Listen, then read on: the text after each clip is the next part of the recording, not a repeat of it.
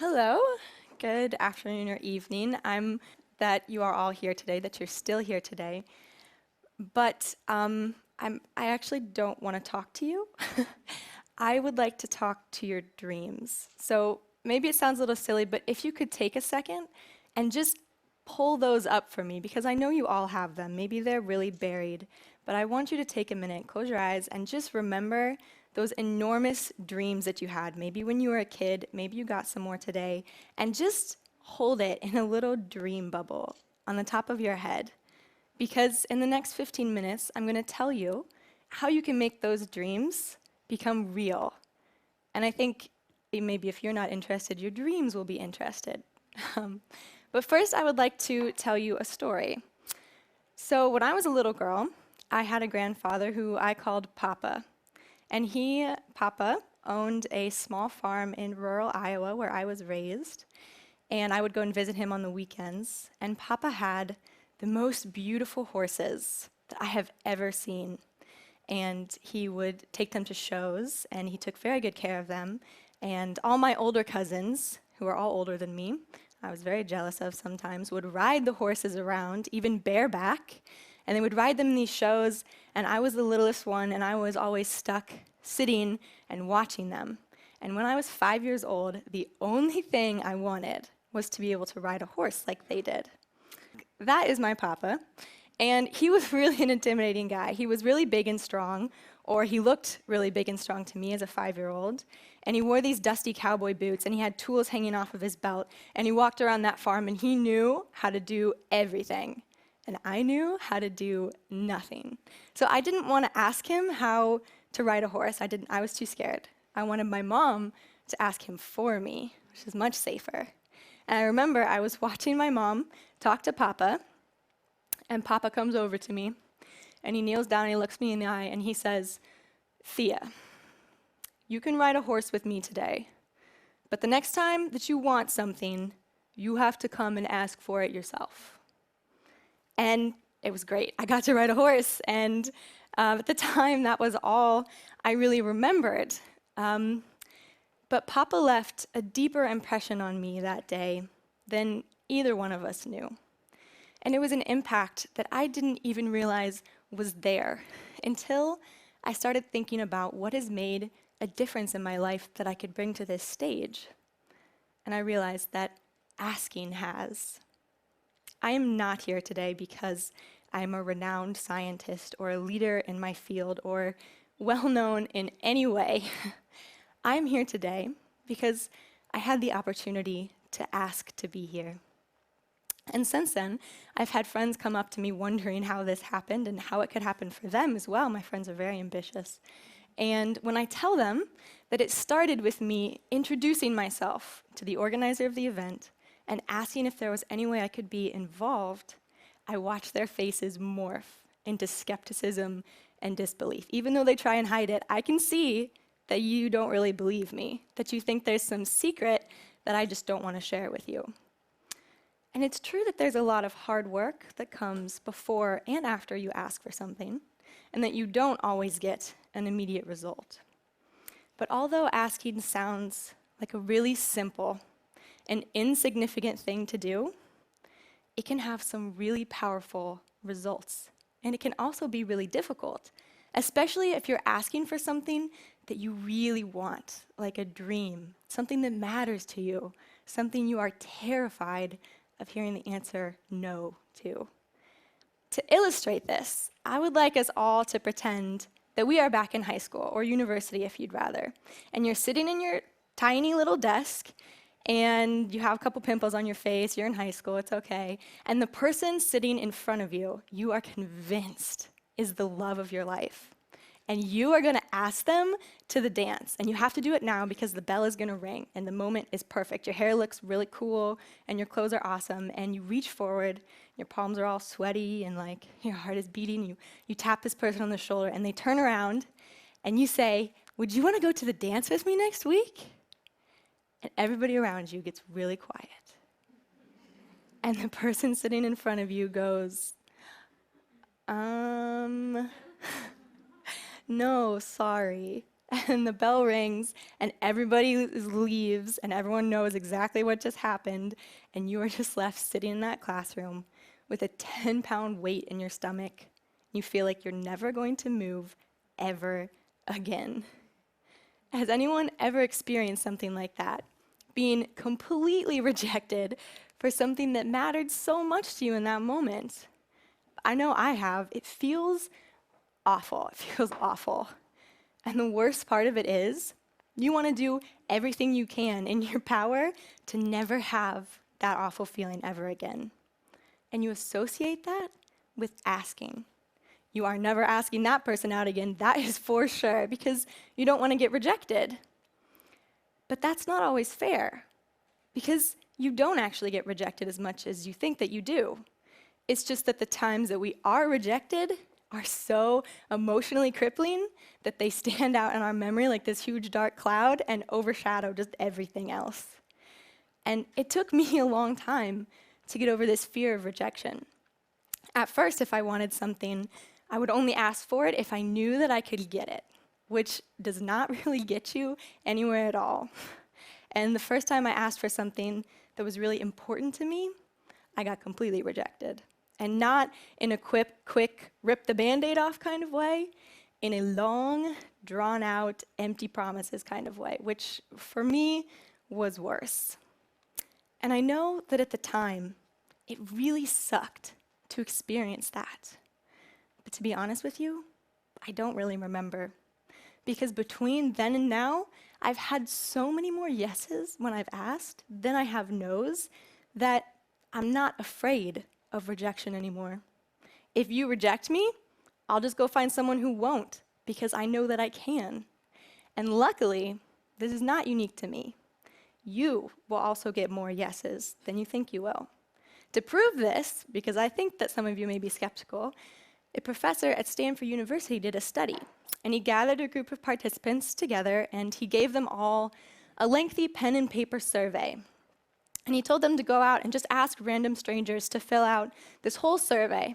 And before they left, he asked them to estimate how many people they thought they would need to ask total before they found 5 who would do it. So it's really interesting to me. I'd like to know what you guys think.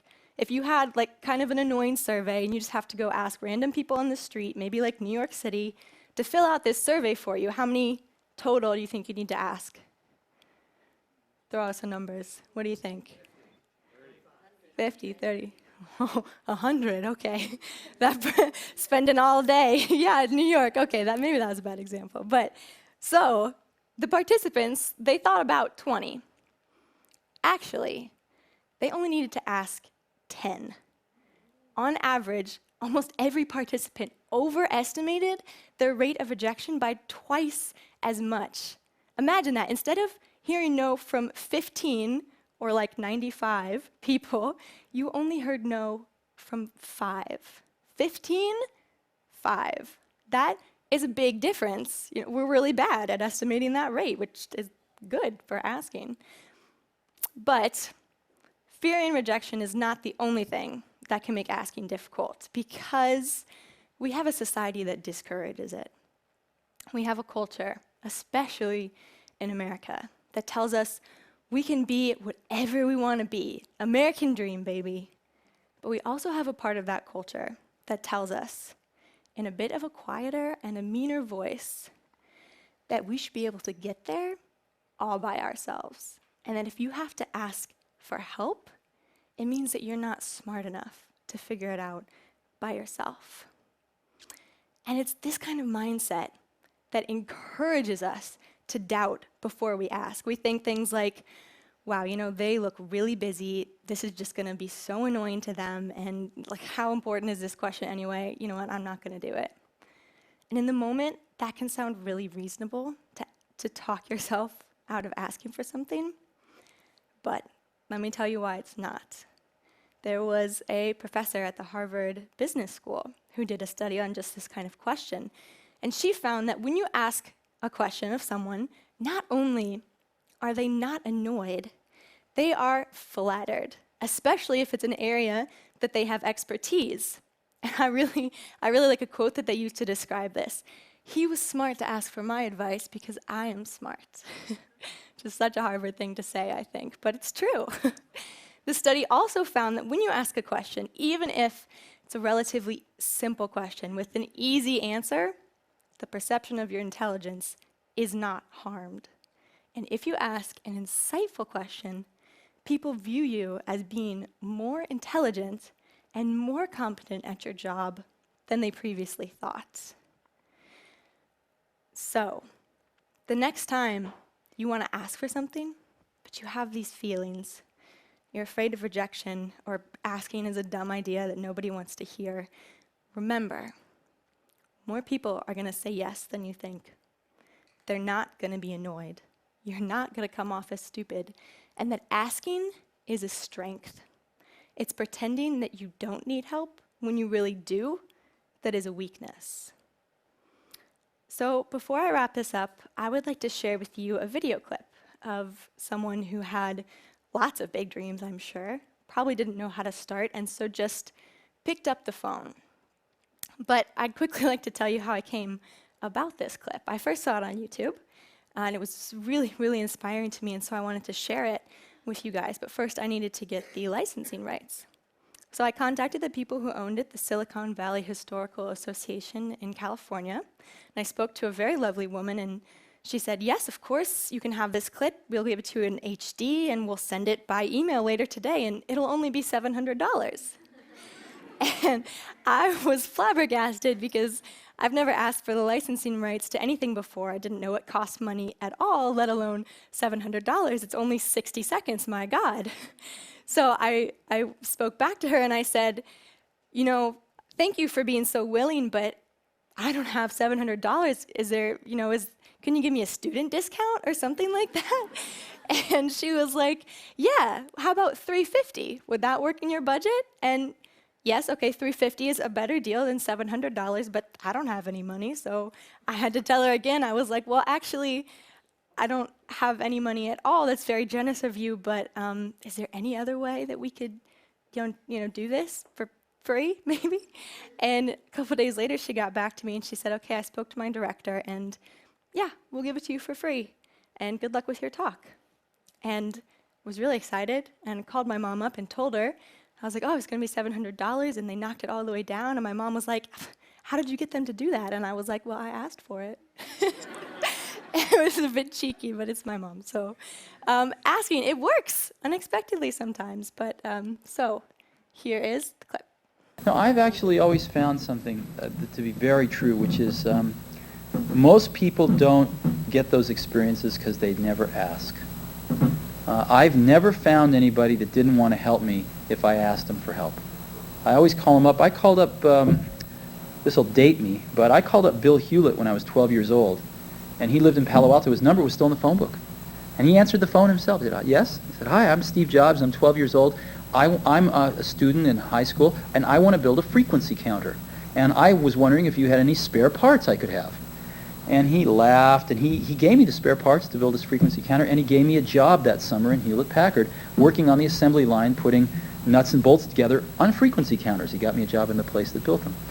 And I was in heaven. And I've never found anyone who said no or hung up the phone when I called. I just asked. And when people ask me, I try to be as responsive, to pay that debt of gratitude back. Most people never pick up the phone and call. Most people never ask. And that's what separates sometimes the people that do things from the people that just dream about them. So I love that clip, and I'm so thankful to that association that I got to show it to you. Because the separation between the people that do things and the people that just dream about them, if you only take one thing away from this talk, let it be that. Dreaming versus doing. There are a lot of ways to bridge that gap. They all take hard work and a little bit of courage to set aside your doubts. But if you have a dream, which I hope you do, and it's still in that bubble, I hope, and you want to make that dream real, try asking. It taught me how to ride a horse. It brought me from Iowa to Luxembourg. It helped Steve Jobs start his career, and it can do these things for you. asking not only moves you towards your goal, it creates opportunities and it opens doors that you didn't even know existed. So the next time that you want something, just go and ask for it. Thank you.